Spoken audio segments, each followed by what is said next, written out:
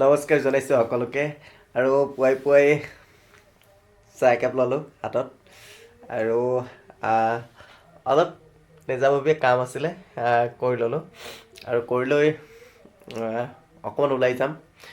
ওচৰতে নদী আছে, নদীৰ ফালে ওলাই যাম অকণমান। আৰু এই চাওকচোন লাকি বেম্বু কি ধুনীয়া হৈছে, খুব সুন্দৰভাৱে উঠিছে আৰু ইয়াৰ পিছতে ওলাই যাম। চাই থাকিব।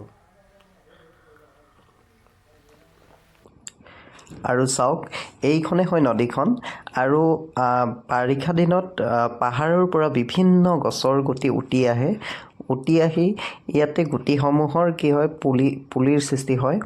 আৰু এনেদৰে মই এটা আহঁত গছৰ পুলি পালোঁ। এই পুলিসমূহ খৰালি দিনত হয় আৰু খৰালি দিনত হোৱাৰ পিছত আকৌ বাৰিষা আহিলে এই পুলিসমূহ কি হয় তাৰ পৰা উটি গুচি যায়। নদীয়ে খহাই লৈ যায় নাইবা উটুৱাই লৈ গুচি যায়, তেনেকুৱা ধৰণৰ হয়। সেইকাৰণে ভাবিলোঁ এই পুলি কেইটামান পাওঁ নেকি বিচাৰি আনো, তেনেকৈ ভাবিলোঁ।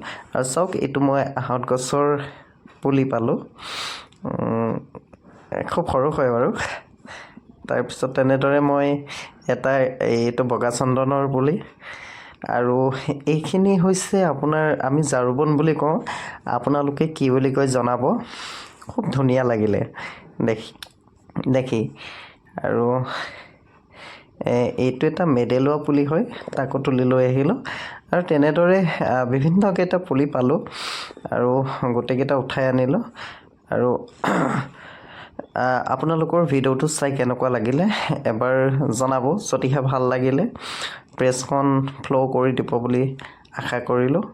আৰু ভৱিষ্যতলৈ এনেকুৱা ধৰণৰ কাম কৰি থাকিম। আপোনালোকৰ আশীৰ্বাদ পালে